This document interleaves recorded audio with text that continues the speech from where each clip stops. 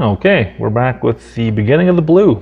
So I'm going to go through a once over of the paints in the order that I'm going to be applying them, just so you can see them all at the beginning here, instead of having to try and jump through to the specifics parts where each one would be popped up.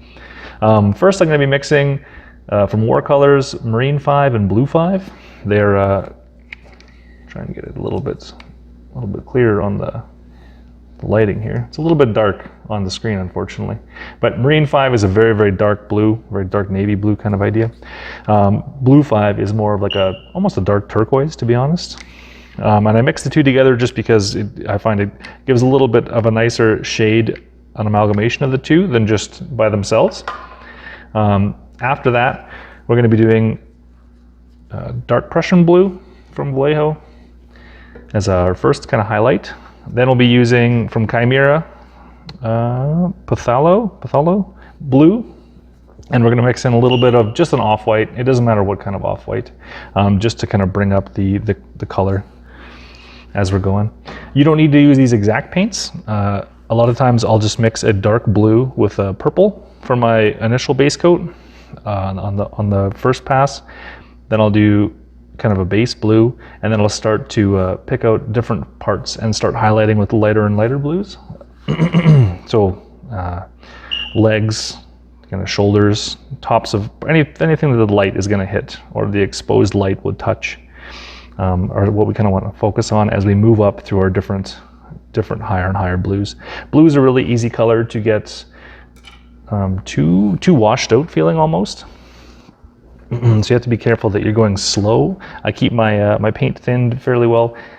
I can't really tell you the ratio between paint and thinner because that's going to be very different depending on what kind of brand you're using and what you're trying to do, whether it's a base coat or whether it's, you know, glazing layers on kind of idea.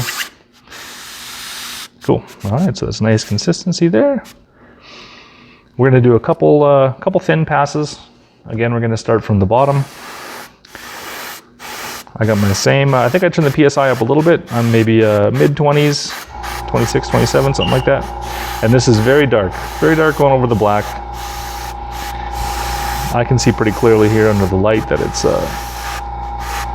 definitely got a bit of a color change, but it's probably going to be pretty hard on camera. I'll try and hold up and do a once-over pass so you can see after each color.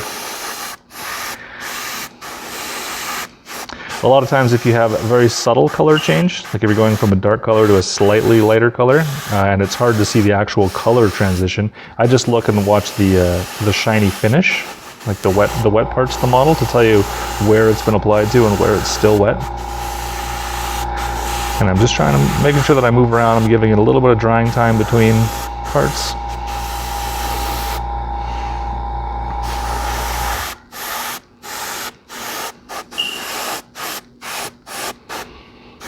Again, underside. The reason that I start black and work my way up is because I keep a lot of the inherent shadows in the model. I really dislike priming gray or white and then having to really like get into the crevices over and over and over again just to get a solid coat or a solid color of something. I much prefer to work from dark and then to glaze over and over and over to raise up the color on the lighter or higher portions of the model.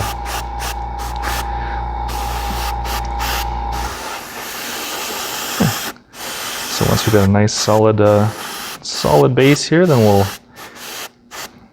clean this blue out really quick. Yeah, it looks almost black on camera. I'll try and dry it off a little bit, maybe that'll help.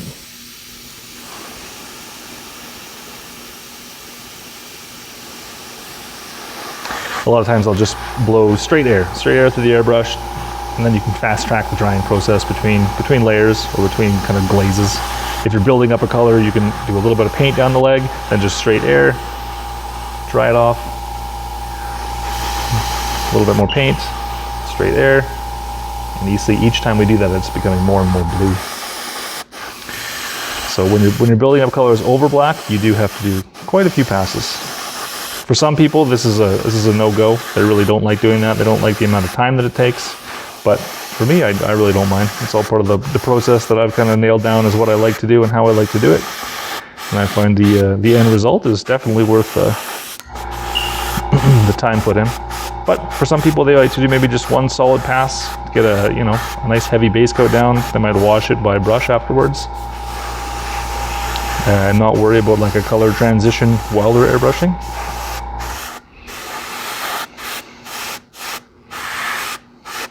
Cool. I think that looks pretty good there. Again, yeah, it looks pretty much black, unfortunately. Even if I bring it up, well, maybe right under the light, you can see, yeah, it's a nice dark blue. It's got a little bit of a shine to it. That's just the, that's gonna just be the brand of paint. So we're gonna set them off to the side. I'm just gonna clean out my my dark blue, and we'll go to the next one here.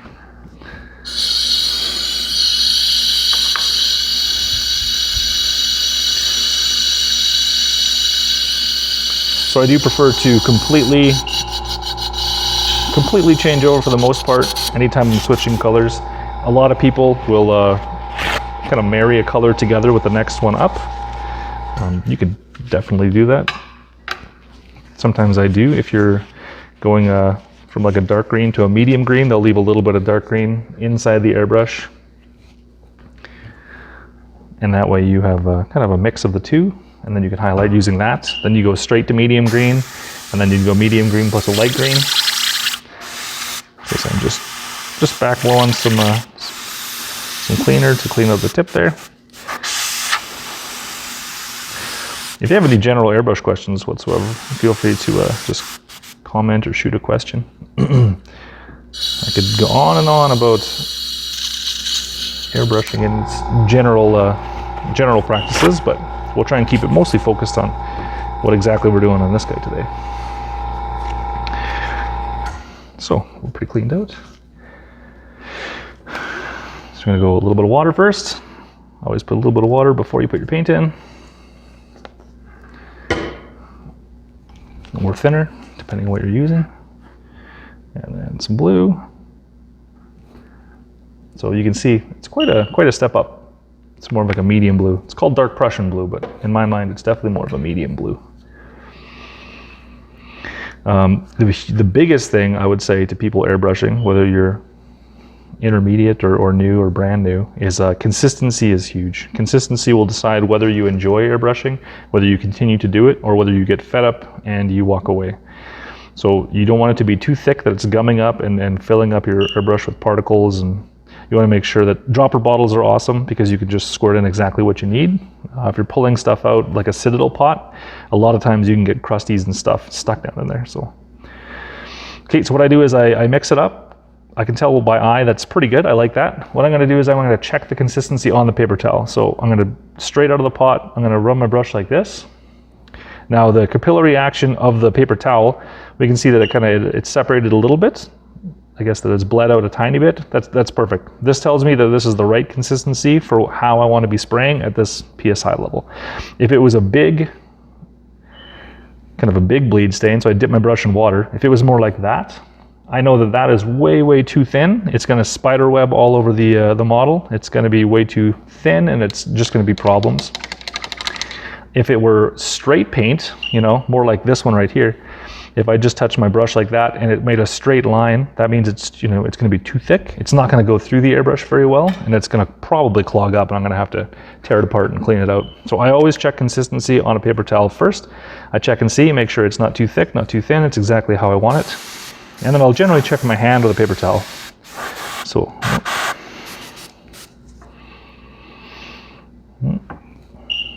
looks like we've got a little.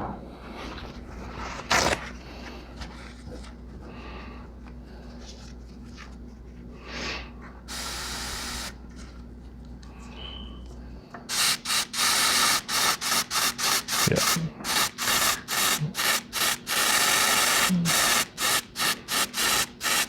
And you can tell from the sound there's like a bit of a blockage.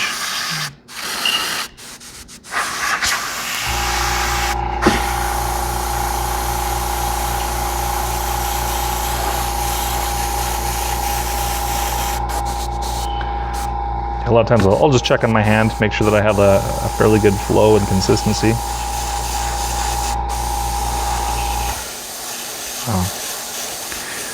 Now it's a little bit spotty and blocked, so I'm gonna pause it here, and I'm gonna take it apart, or not apart, but I'm gonna clean it out and just reset it this blue here.